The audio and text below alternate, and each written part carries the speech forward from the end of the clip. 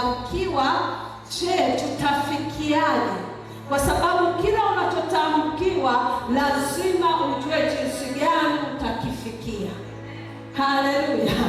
Kwa hiyo nikajua kwamba ni lile neno kwamba hatutaacha kitu.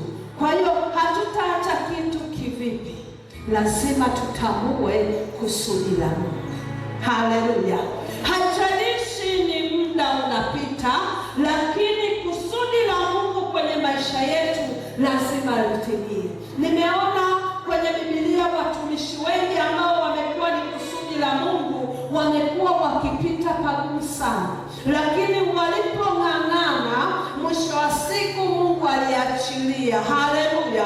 Kwa hiyo kila mmoja unaweza ukawa unapita, lakini ukitambua kusudi la Mungu, Mungu huwa anafanya. Haleluya! Kulijenga hili jengo ni gharama. Haleluya! Pesa unazotamkiwa unashtuka mwenyewe, unaacha, unasema nitajenga baadaye. Lakini ukitambua kusudi la Mungu na majira sahihi kwenye maisha yako, utashangaa unaanza na ulicho nacho. Haleluya! Angalia watu wengi, nikimuuliza hata Mseveda, ile nyumba ulijenga, hela ziko benki? Anakwambia hakuna. Alianza na nini? Na alicho nacho. Kwa hiyo kila kitu, ukiwa na kusudi la Mungu kwenye maisha yako, lazima litimie. Ahadi za Mungu kwetu ni kweli na ni amina na ni amini. Haleluya! Lazima tuamini kwamba Mungu anaweza kufanya, Mungu anaweza kutenda, haijalishi tatizo ulilonalo. Haleluya! Ukisoma Mhubiri 3:1 anasemaje hapo? Nalijua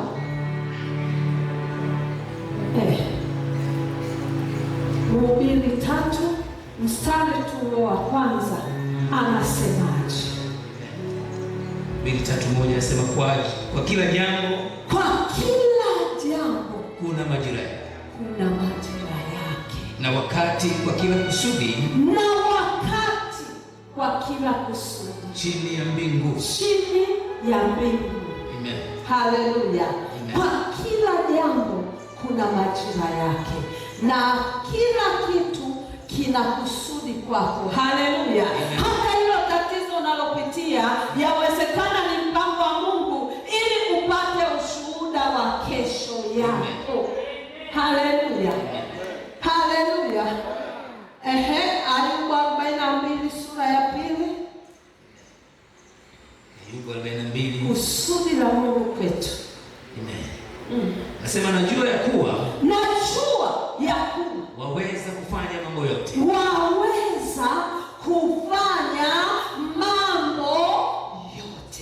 Yaani Ayubu pamoja na mateso, pamoja na mahangaiko, pamoja haoni msaada, pamoja na rafiki zake wako karibu naye lakini hawana msaada, anasema lakini najua. Kwa nini alitanguliza lakini? Kwamba pamoja na haya lakini najua. Haleluya! Kusudi lako wewe Mungu huwa haliwezi kufikiwa na yoyote. Haleluya! Sasa mtu anayetambua kusudi la Mungu kwenye maisha yake huwa hajali maneno. Mtu anayetambua kusudi la Mungu kwenye maisha yake huwa angalii watu, anamwangalia Mungu. Nini Mungu anasema? Nini Mungu anataka? Leo ni neno gani ambalo Bwana anazungumza na maisha yangu? Nitembeeje katika utukufu? Haleluya! Haijalishi. Anasema kwa kuwa najua. Ubarikiwe. Kusudi lako haliwezi kuzuilika. Yaani Mungu akitamka kusudi lake lazima alitimize. Haijalishi unapitia hali gani, lakini tambua majira yakifika hakuna zuiaye. Bila kabisa. Haleluya! Napenda anatufundisha. Ukisoma Yona 1:1 hadi 4 anasemaje? Yona 1:1. Basi neno la Bwana likamjia Yona. Basi neno la Bwana likamjia Yona mwana wa Amitai. Kusema, ondoka uende Ninawi. Ondoka uende Ninawi. Mji ule mkubwa. Ukapige kelele juu yake. Alafu ukifika pale, piga kelele juu ya huo mji. Kwa maana uovu wa watu wa Ninawi umepanda juu mbele zangu. Umefika hadi kwangu mimi Mungu. Lakini Yona akaondoka. Sasa Biblia inaanza kusema lakini Yona akaondoka akimbilie Tarshishi. Pate kujiepusha na uso wa Bwana. Hapo ndo nachanganyikiwa. Haleluya. Amen. Ili ajiepushe na uso wa Bwana. Haleluya. Amen. Yaani kumbe kuna watu ambao Mungu amewaita kwa kusudi lake. Kuna watu Mungu amewatenga kwa kazi yake. Kuna watu Mungu aliwaandaa kwa makusudi yake. Lakini hao watu hawajakaa kwenye kusudi. Haleluya. Na wengine wanajitambua kabisa kwamba mimi ni nani, lakini wanakwepa kwamba tumesikia kwanza huduma ni kazi. Nimeanza, nimehangaika, nalala njaa, sioni chochote. Anaacha kusudi. Kumbe Mungu anakutengeneza. Haleluya. Ili kesho ukishiba usimsahau. Amen. Kesho ukivaa nguo nzuri usione kama Mungu tu alishusha tu. Kuna mahali Mungu anakuandaa katika nyakati ngumu kwa ajili ya watu ambao watakuletea kesho. Haleluya. Tunaona Daudi. Kwani Daudi alikaa na watu gani? Biblia inasema alikaa na watu dhaifu, wenye malezi, watu ambao hawajui kila kitu. Yeye akawachukua, akawatengeneza. Haleluya. Haleluya. Amen. Kwa hiyo kusudi la Mungu anapotuleta au anapotukusanya hivi, anataka atutengeneze. Aliwatengeneza wakawa jeshi. Ndio maana alikuwa na ujasiri. Anawaambia nendeni, kuna mtu kule anakata manyoya ya kondoo, mwambieni nataka chakula. Yes. Haleluya. Amen. Wanafika, jamaa anakataa. Haleluya. Amen. Anaitwa nani? Nabali. Siko kwenye hilo somo. Haleluya. Amen. Lakini bado kusudi la Mungu ni nini? Haleluya. Nabali anawaambia wale watu, hebu tokeni hapa. Akaambia wewe, unamjua Daudi? Shujaa. Alikuwa anaulinda huu mwitu wote wa kwako wewe. Hakuna kondoo aliyepotea. Pamoja na hali ngumu, lakini pamoja na vita, yeye alisimama upande wako. Leo unapima chakula, watu wakaondoka. Haleluya. Kusudi la Mungu. Kumbe Mungu anaweza akakuletea hata mume nyang'au ili ajitukuze. Amen. Na leo tunajifunza kwa Abigaili kupitia mumewe Nabali. Haleluya. Kwamba ameolewa ni mwanamke mwerevu, ni mwanamke mwenye akili, lakini alikuwa anakaa nyumbani. Haleluya. Alikuwa ni mwanamke, historia yake alikuwa ni mtoaji.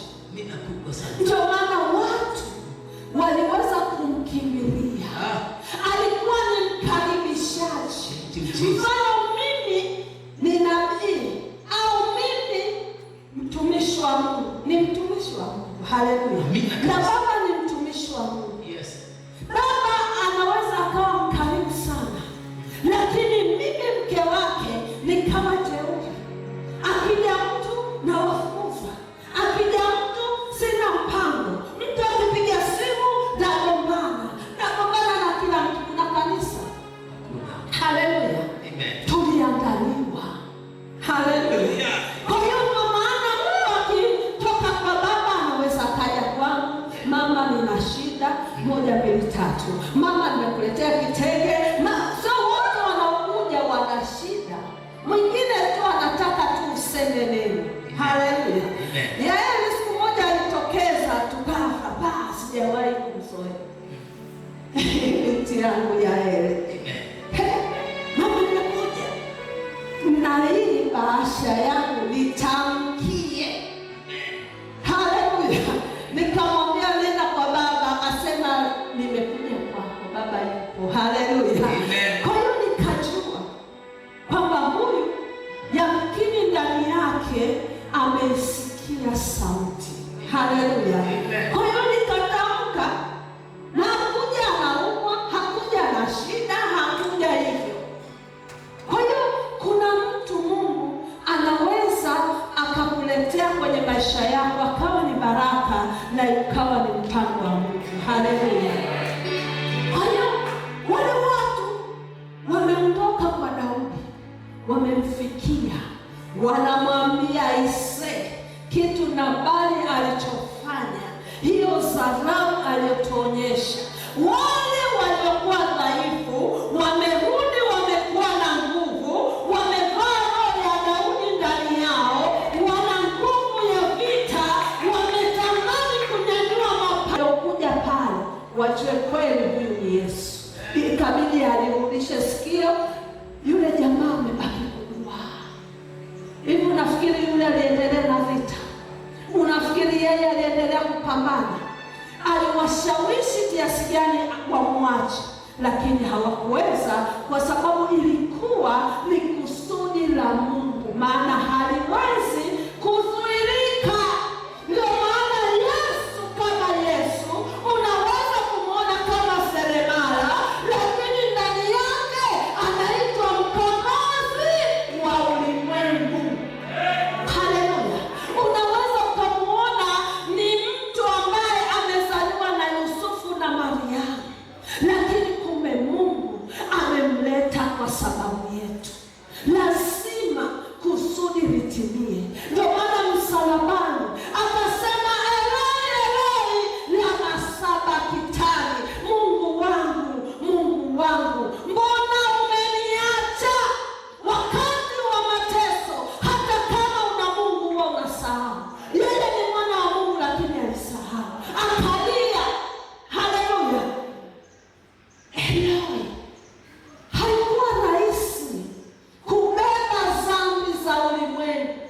Ulimwengu na watu wangapi? Fikiria, ona angebeba dhambi ya mtu mmoja, lakini Biblia inasema ya ulimwengu. Analia. Haleluya. Aliangaliwa kwa sababu hii.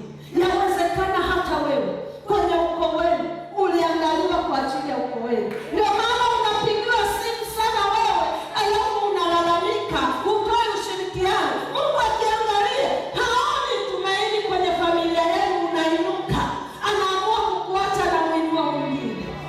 Haleluya. Ukuletwa hapa kwa ajili yako, umeletwa hapa kwa ajili ya walioko nyuma yako. Tuache tabia ya umimi. Ukiletwa hapa, kuna watu 50 nyuma yako, wanatakiwa walisikie hiyo neno lako kutoka kwa Bwana. Haleluya. Umeletwa hapa, wewe ni mkombozi. Kama Yesu aliweza kutukomboa kwa ajili ya mateso aliyopitia na damu yake, kumbe hata mimi nikisimama kwa ajili ya familia yangu, Yesu anaweza akaikomboa familia yangu iwapo nitamwelewa, nitashuka, nitanyenyekea. Yeye atatukuzwa kwenye maisha yangu. Haleluya. Na watu nyuma yangu watamjua. Haleluya. Ni wakati wa kumwinua Kristo. Yeye ndio mkombozi. Anasema mimi ndimi njia, tena ya kweli na uzima. Haleluya. Lazima afe. Haijalishi baba yangu mbona umeniacha, lakini lazima mtobo litokee kwenye mikono. Lazima atamke kwa ajili ya mikono yetu. Atabariki kazi za mikono yetu. Atabarikije?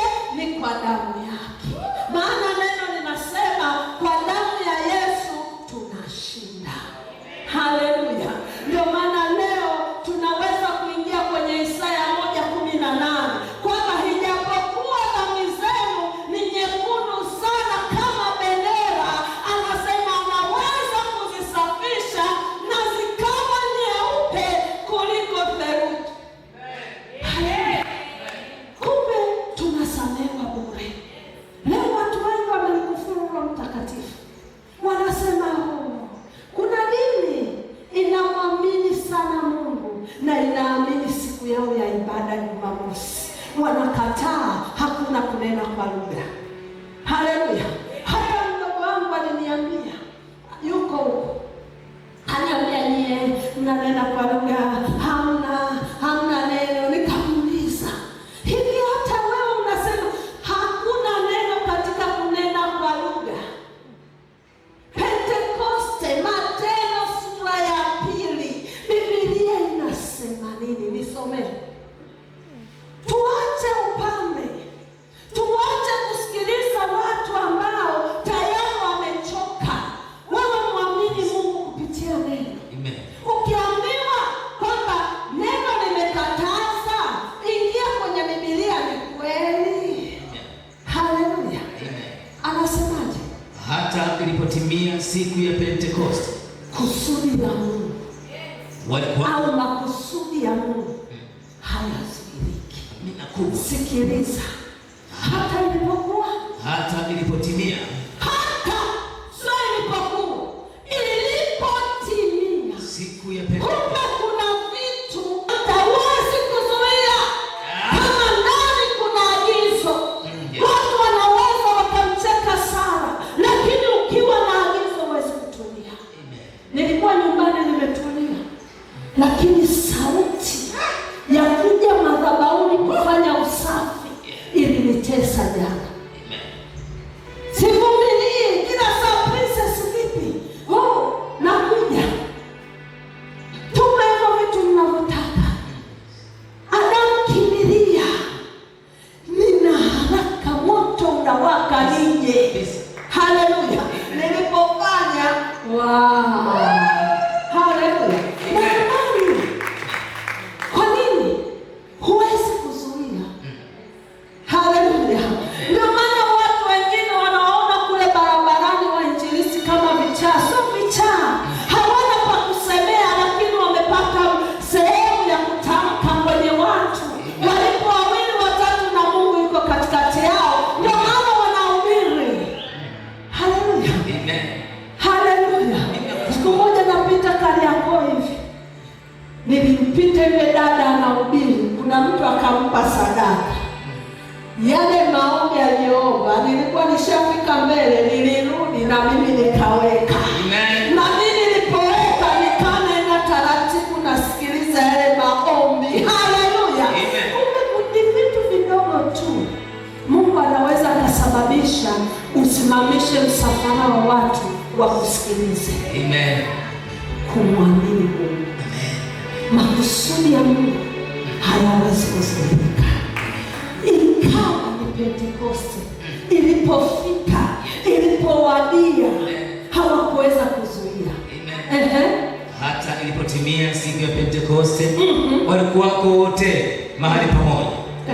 Kukaja ghafula toka mbinguni uvumi kama uvumi wa upepo wa nguvu, ukienda kasi, ukaijaza nyumba yote waliokuwa wameketi. Kukawatokea ndimi za moto zilizogawanyika kama ndimi za moto uliowakalia kila mmoja wao. Wote wakajazwa Roho Mtakatifu, wakaanza kusema kwa lugha nyingine kama Roho alivyowajalia kutamka. Na walikuwako Yerusalemu Wayahudi wakikaa, watu wataua, watu wa kila taifa chini ya mbingu. Haleluya. Amen. Nataka uone hapo, wakati ulipowadia tu, Biblia inasema hawakuweza kuzuia ile ahadi ya Baba ya kwamba kaeni humu mjini mpaka mvikwe uweza utokao juu. Haleluya. Naenda, lakini hapa mjini msitoke.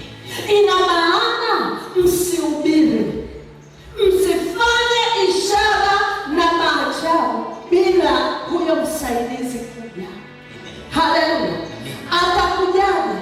Ni kukaa sehemu sahihi ambayo niliwacha. Haleluya. Kumbe unaweza ukawa na moto wa kuhubiri, lakini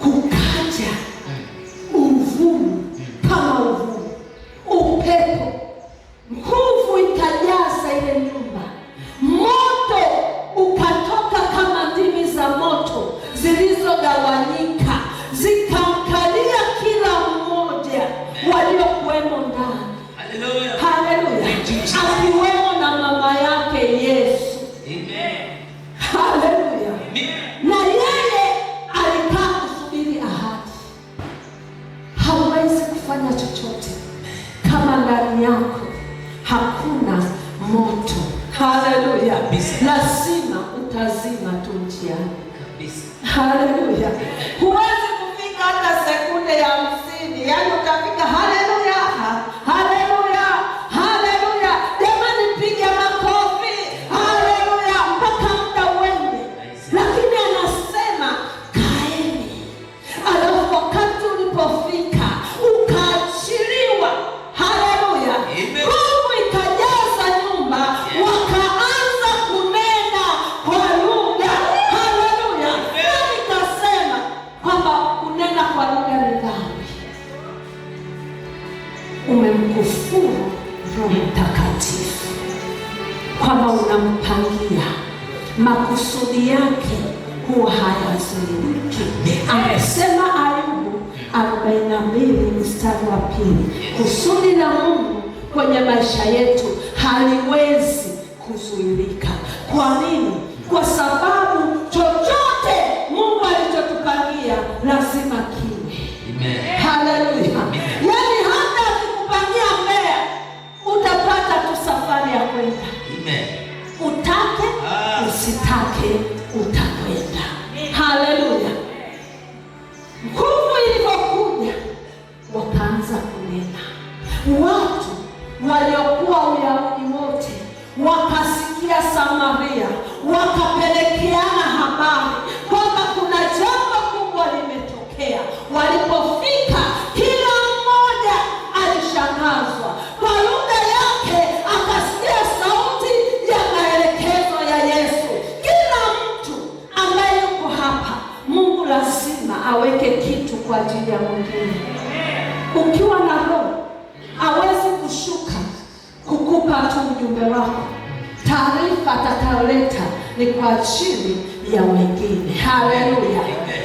Kwa hiyo kusudi la Mungu ambalo tunalizuia leo, tutapata dhambi, tutapata hasara.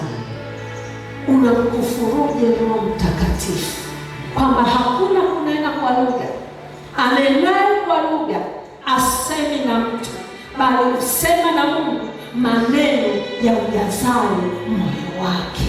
Haleluya. Sasa kama kunena kwa lugha ni kujijenga nafsi yangu, kwa nini nisinene? Wanajengwaje wao? Haleluya. Wanasimamaje kuhubiria watu na kuelekeza watu kama Roho Mtakatifu amemzima?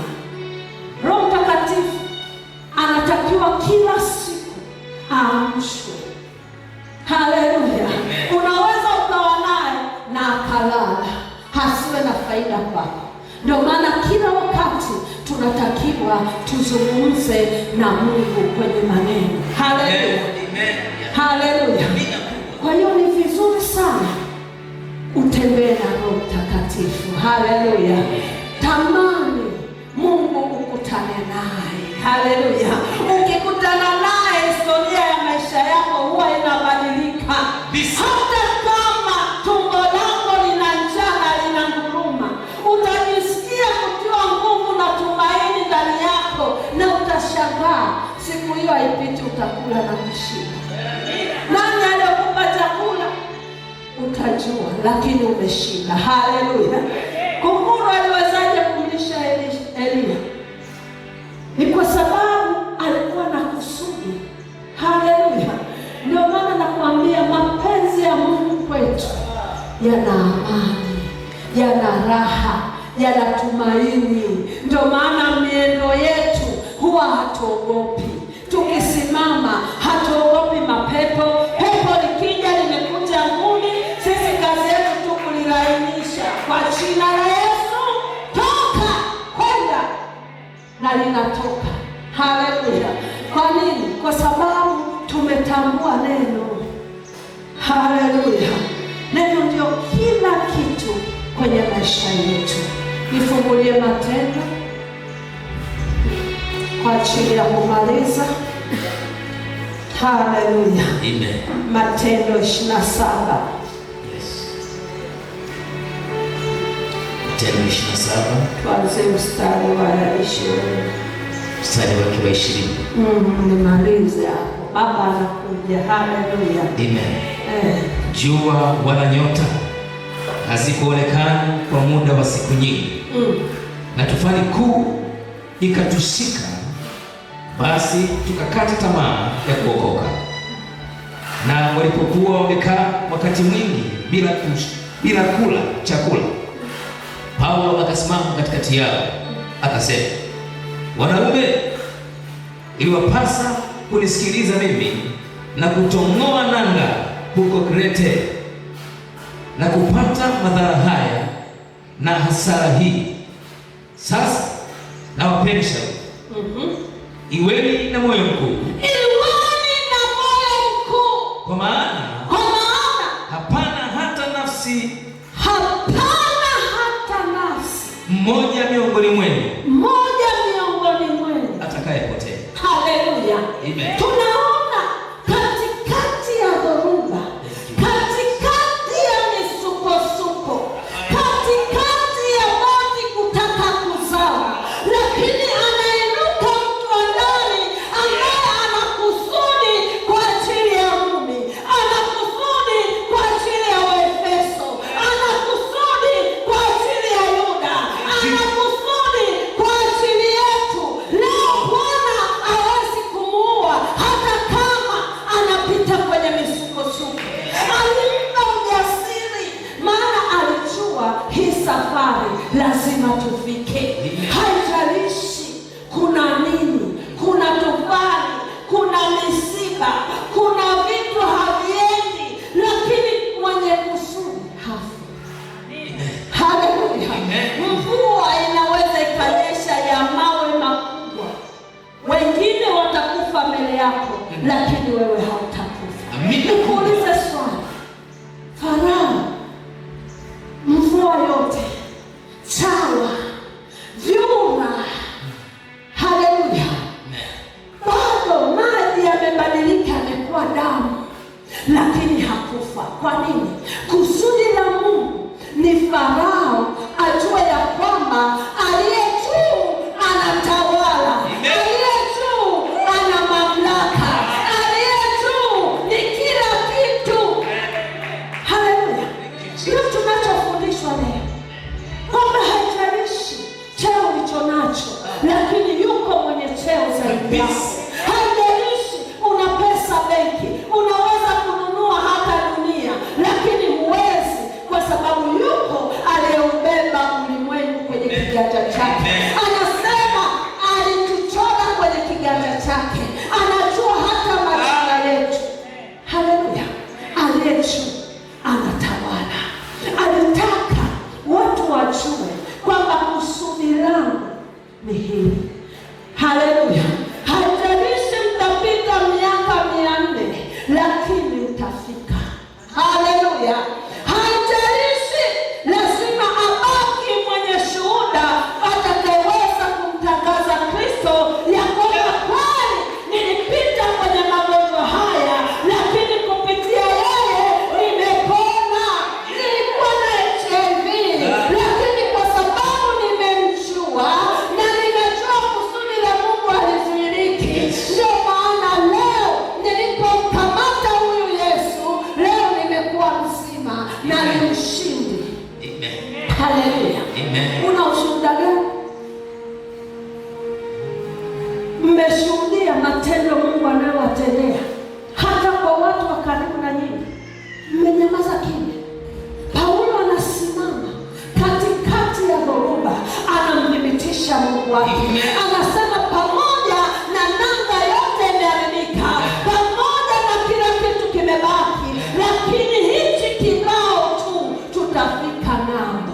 Huwa unajua kuogelea, iwe haujui kuogelea, lakini hakuna nafsi itakayokufa.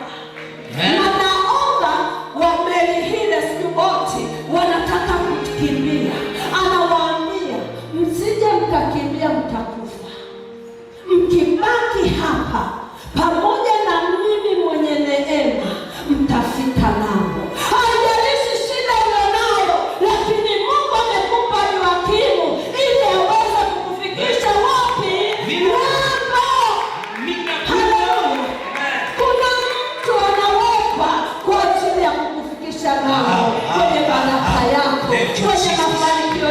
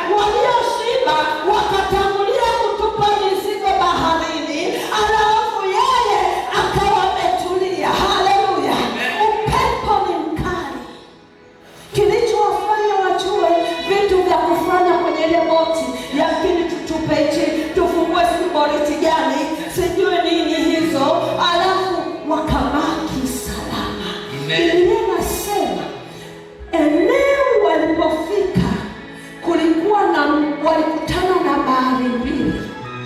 Niambie, kwenye bahari mbili kiubao kinawezaje kusimama? Ujaisoma hiyo habari, alafu kaingia katikati ya ile bahari. Hapo tu watu wanaendaga hapo namba wakifika mahali. Mimi mwenyewe tulipofika hapa naitwa Msasani, mwenye Yesu, haleluya. Yani kuna hali huoni mbele, huoni nyuma, huoni giza, haleluya. Hawaoni jua, ni katikati. Wewe unachukulia kawaida na mfalme yuko ndani ya boti, haleluya. Lakini ukijua kwamba ni naye mfalme ndani ya boti, ukimwita ataitika. Wasingelimuita hata mitume wakamwambia, Bwana mkubwa, wewe huoni shida ambapo sisi tunaangamia, unalalaje katika hali kama hii? Alisubiri aitwe. Kwa hiyo Yesu yupo, lakini anatusubiri sisi tumwite. Haleluya. Wanyamaza tu ushangae, anataka sisi tumwite. Ndio maana akasema niite nami nitakuitikia. Walipomwamsha akaanza kuinuka, akaukemea tu upepo. Kumbe ni kitu kidogo tu. Hatuwezi sisi, tunamhitaji Yesu ili tutakapotamka afanye. Haleluya. Uende mbele, urudi nyuma, Yesu unamhitaji. Haleluya. Paulo anawaambia, mngenisikiliza mimi, madhara haya na hasara hizi tusingezipata. Katikati ya sehemu ambapo haiwezekani kusimama, Paulo anasimama, anasema leo itakuwa wokovu. Haleluya.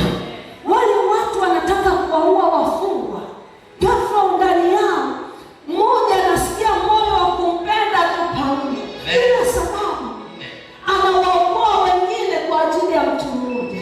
Wewe umeletwa hapa mtu mmoja kwa ajili ya watu 50 waliokutazama. Haleluya. Hujanielewa au unanielewa? Maana mmetulia. Unajua kuna wakati tunataka ushirikiano. Haleluya. Ndio maana tunasemaga haleluya, ili mkisema natiwa nguvu ya kuendelea. Kwa hiyo kulimhitaji mtu huyu mmoja. Leo tuko hapa tunamhitaji mtu ili atamke baraka zetu. Hatuhitaji watu wengi. Ndio maana wanasema mirusi mingi na mpoteza nani? Kwa hiyo ni vizuri uwe na mtu mmoja ambaye atakuwa ni fimbo yako. Uwe na mtu mmoja ambaye hata ukikwama atakusikiliza. Haleluya. Tuna wababa wengi, ndio maana hatupokei. Yaani hujui ni yupi anatenda, ni yupi hatendi. Uko hapa uko kule, ni pumue. Lakini walimwamini Paulo. Haleluya. Mtu mmoja wa kawaida sana, hauhitaji aliyevaa mavazi fulani, kwamba hawe na kola au hawe na tai ndefu, amevaa suti, amebeba briefcase, alafu anaongea kama vile zile picha za Yesu. Hatuhitaji. Tunahitaji mtu mwenye Mungu ndani yake, mwenye roho wa Mungu ndani yake, aliyejaa hekima, aliyejaa maarifa, mwenye nguvu na misuli ya kubeba vyote ambavyo tutamfikishia ili aweze kutupelekea kwa Baba. Hivi nikuulize swali, kwani Yesu alishindwa kuwagaia mitume wale wahubiri, lakini wakati wako naye alisimama yeye? Haleluya. Akasababisha hadi Zakayo alipokuwa akimini aseme, huyu mtu niliyesikia habari zake, ngoja na mimi niende. Lakini akili ya Zakayo ilikuwa fasta.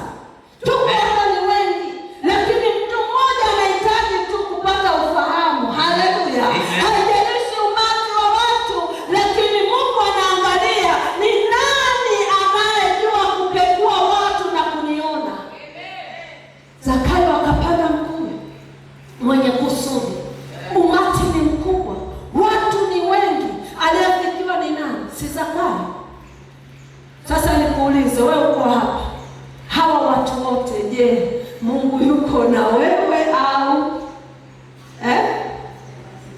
Haleluya.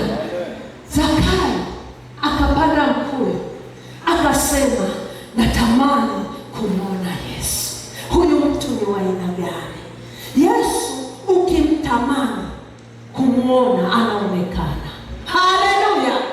Akafika kwenye mkuyu, akasema Zakayo, shuka upesi, maana wokovu umefika nyumbani kwako. Akafanya haraka Zakayo, akashuka, akakimbia, akaingia nyumbani kwake, akaandaa meza, akakimbia. Nini kilimsababisha Zakayo amwambie Yesu, hata mtu niliyemdhulumu nitamrudishia maradufu? Ukiwa na Yesu ndani yako, unashangaa moyo wa kuto kumdhulumu mtu inaondoka, inaingia roho ya upendo. Upendo aliopata Zakayo ulikuwa ni wa Yesu. Akasema, Bwana, hata niliyomdhulumu maradufu nitamrudishia. Akaenda kwenye hazina yake, akachukua pesa, akaanza kuangalia watu ambao walikuwa wanamdai au waliwadhulumu, kwa sababu kuna mtu ameingia kwenye maisha yake. Natamani leo Yesu aingie kwenye maisha yako, abadilishe, atibue, kisima chako kiwe hai. Haleluya. Ubatizo ni wa mara moja, lakini Roho Mtakatifu anahitajika mara zote. Haleluya. Tunamhitaji ajaye na kufurika. Kwa hiyo tukubali kwamba tunaye Mungu katikati yetu. Haleluya. Kwa hiyo leo lazima Bwana atende. Kusudi la Mungu halizuiliki. Lazima ujumbe wa leo ukufikie. Amen. Andaa moyo wako, ni wakati sasa Baba yetu anakuja. Haleluya.